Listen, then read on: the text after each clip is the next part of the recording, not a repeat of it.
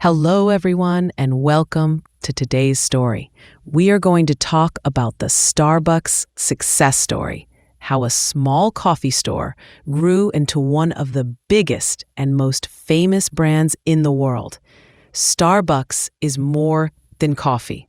It is about culture, experience, and community. For English learners like you, this story is perfect. It is simple, inspiring, and full of useful words. So let's start from the very beginning. The story begins in 1971 in the city of Seattle, Washington. At that time, three friends, Jerry Baldwin, Zev Siegel, and Gordon Bowker, opened a small store. But this first Starbucks was very different from the Starbucks you know today. They did not sell cups of coffee to drink. Instead, they sold coffee beans, coffee machines, and equipment so people could make coffee at home. The three friends were inspired by Alfred Peet, the founder of Peet's Coffee in California. Alfred Peet taught them how to roast high-quality beans. In the 1970s, most Americans drank cheap, instant coffee. Starbucks wanted to change that. They wanted people to discover rich, fresh, real coffee. Why the name Starbucks? One of the founders loved the novel Moby Dick. In that book, there is a character named Starbuck. The name sounded strong, simple, and had a connection to the sea. Seattle, being a port city, made the name feel perfect. The logo also connected to the sea. It showed a twin-tailed mermaid, or siren, which later became world famous. The first store was located at Pike Place Market in Seattle. At first, business was small. Customers came in to buy beans or machines, then left. There were no chairs, no music, no cafe atmosphere. Still, the store had something special. Passion for quality, better beans, better roasting. Education. The staff loved teaching customers about coffee. Consistency. Each bean was carefully selected and roasted. By the early 1980s, Starbucks had about 5 stores in Seattle. It was still a local business, but it had built a reputation for high-quality coffee. The company was small, quiet, and traditional. The founders were proud, but never thought about creating a global chain. But soon, someone new would join Starbucks. Someone with a bigger vision. Someone who saw Starbucks not only as coffee beans, but as an experience. That man was Howard Schultz, and his arrival would completely change the future of Starbucks. In 1982, Starbucks was still small. It had only a few stores in Seattle. The founders were happy with their business, selling beans and coffee equipment. They never imagined Starbucks could become something bigger. But then came Howard Schultz. Howard Schultz was born in Brooklyn, New York, in 1953. His family was poor. His father worked many simple jobs, but never had health insurance or stability. When his father got injured, the family suffered a lot. These hard times shaped Schultz's mind. He wanted to create opportunities, and he dreamed of building something meaningful. After university, Schultz worked in sales and marketing. He was talented, ambitious, and always looking for new challenges. One day, while working for a Swedish company that sold kitchenware, Schultz noticed something unusual. A small coffee company in Seattle called Starbucks was buying many coffee machines. He became curious. What is this company? Why are they so interested in coffee machines? When Schultz visited Seattle and entered a Starbucks store for the first time, he felt something special. The smell of freshly roasted coffee beans filled the air. The employees were passionate about teaching customers. It was not just a shop, it had soul. Schultz immediately thought, I want to be part of this. In 1982, he joined Starbucks as Director of Marketing and Retail Operations. In 1983, Schultz traveled to Italy for a trade show. There, he discovered something that would change his life: Italian espresso bars. In Milan, there were coffee bars on almost every street. But these places were not just about drinking coffee. People stood at the counter, drank espresso, talked with friends, and enjoyed the moment. The baristas knew their customers. The cafes were like small community centers. Schultz was amazed. He thought, this is not only coffee.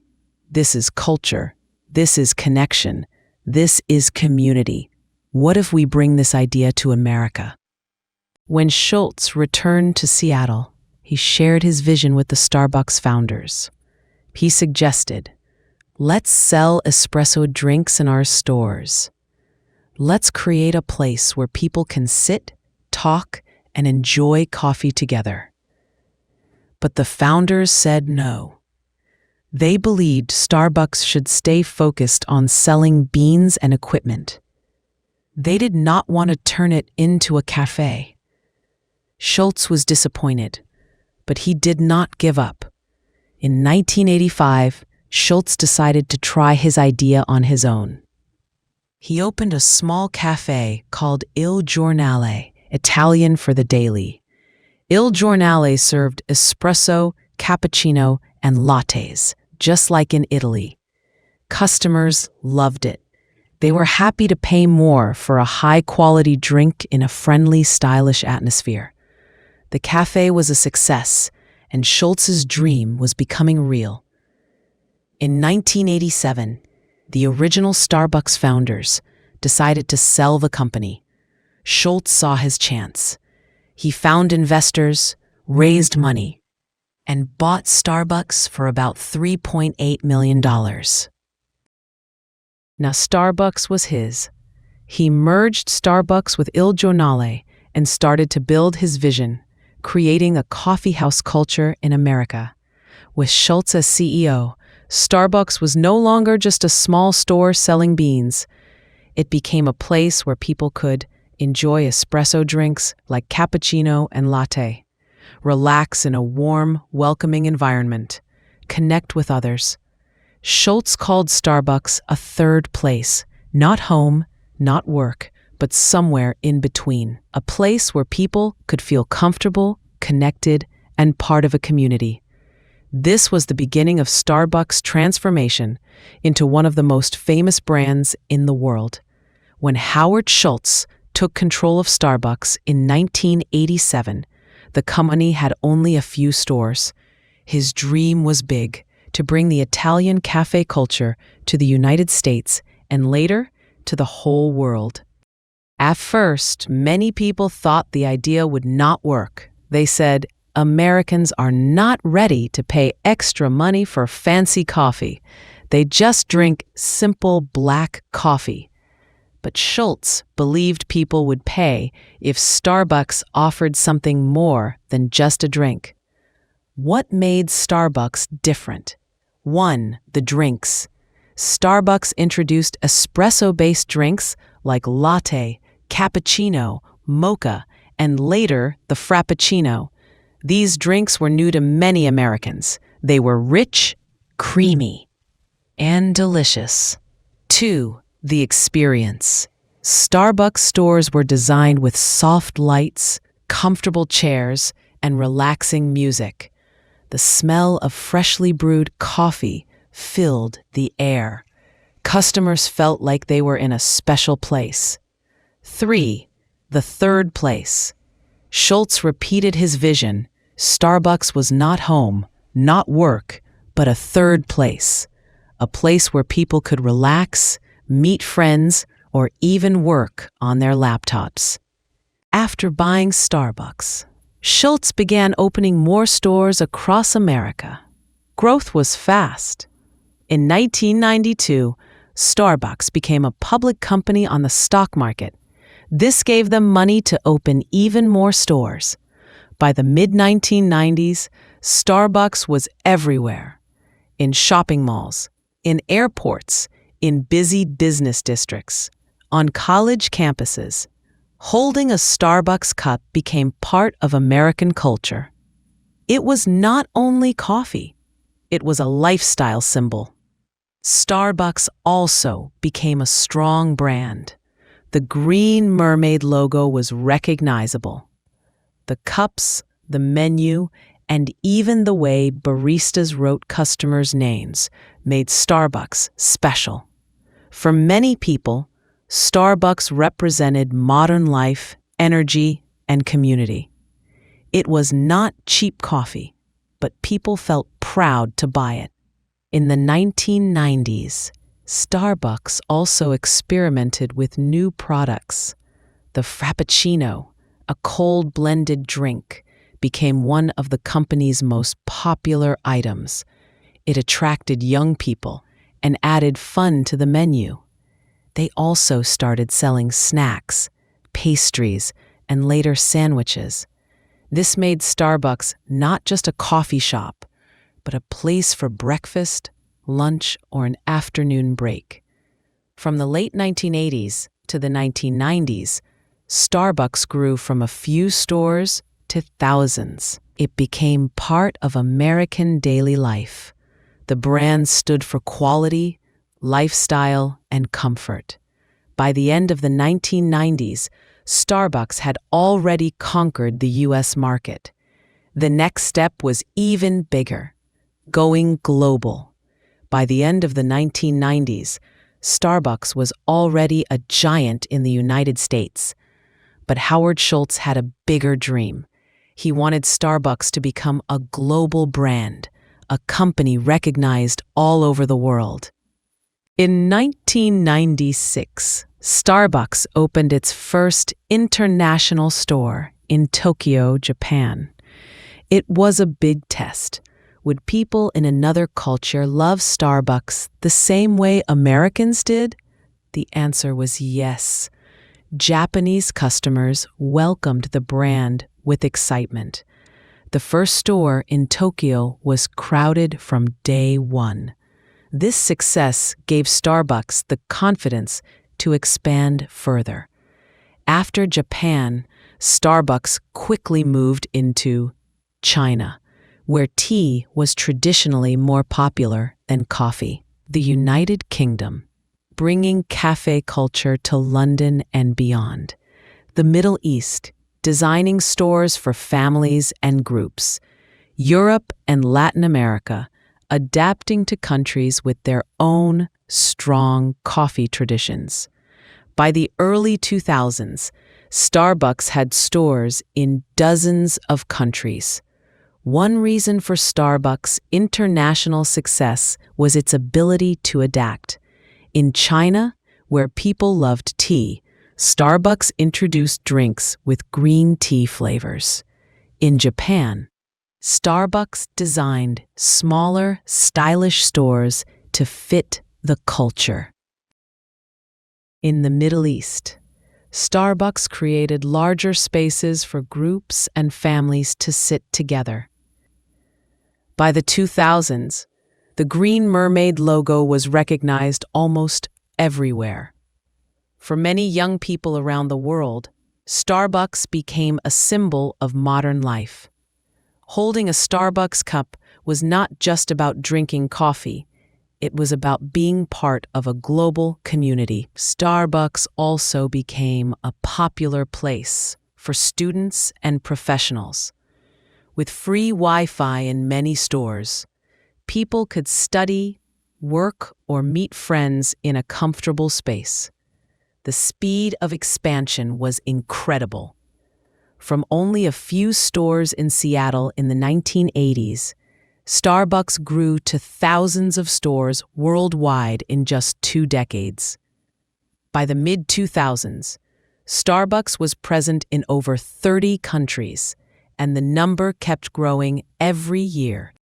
The first international Starbucks opened in Tokyo in 1996. The company adapted menus and store designs to local cultures. Starbucks became a global lifestyle brand, not just a coffee shop. By the 2000s, it was present in dozens of countries and still expanding. Starbucks had truly become a worldwide phenomenon. But with rapid growth came new problems. The company was about to face one of its biggest challenges. By the mid-2000s, Starbucks was everywhere. The company had thousands of stores across the United States and many more around the world. For many people, Starbucks had become part of daily life. But success also created problems. Starbucks expanded very quickly, sometimes too quickly. New stores were opening on almost every corner in some cities. While this brought more visibility, it also created competition between Starbucks stores themselves. Some stores were not profitable. The company was spending too much on growth and not enough on quality. Customers started to complain that Starbucks was losing its original charm, the warm, personal experience that made it special in the beginning. Then came the global financial crisis of 2008. Many people lost their jobs and families tried to save money. Expensive coffee drinks suddenly felt like a luxury. Starbucks sales dropped. The company had to close hundreds of stores and cut thousands of jobs. For the first time, people began to wonder, could Starbucks fail? At this critical moment, Howard Schultz returned as CEO in 2008. He knew Starbucks had lost focus. He made bold decisions. Closing weak stores, Schultz closed underperforming stores to stop the financial bleeding. Back to basics, he refocused on coffee quality and the customer experience. Innovation. He introduced new ideas like free Wi-Fi, loyalty programs, and later, a mobile app for ordering and payment. Schultz wanted customers to feel connected to Starbucks again. He emphasized ethically sourced coffee beans, supporting farmers, and creating sustainable practices. This gave Starbucks a positive global image. The company also improved training for baristas, so service became friendlier and more consistent. Slowly, customers returned. Within a few years, Starbucks recovered from the crisis. The company became even stronger than before, proving that adaptation and strong leadership can save a business during hard times. Starbucks grew too fast in the mid-2000s. The 2008 financial crisis caused sales to fall. Many stores closed, and thousands of jobs were lost. Howard Schultz returned as CEO and focused on quality, innovation, and sustainability. Starbucks recovered and became strong again. By the 2010s, Starbucks was once again a leader in the global coffee industry. But this time, it was more careful, more innovative, and more connected to customers. The story of Starbucks is more than the story of a coffee company. It is a story about dreams, challenges, and persistence. From one small store in Seattle, to thousands of stores around the world, Starbucks teaches us many lessons. Lesson 1: start small, dream big. Starbucks began in 1971 with just 3 friends selling coffee beans. They never imagined Starbucks would become a global brand. But Howard Schultz had a bigger vision. He believed coffee could connect people and create community. Lesson: even if you start small, never be afraid to dream big. Lesson 2: experience matters. Starbucks didn't just sell coffee, it sold an experience. The lights, the music, the smell, the comfortable chairs, everything made customers feel special. Lesson: success comes when you give people more than a product. Give them an experience they will remember. Lesson 3: adapt and change.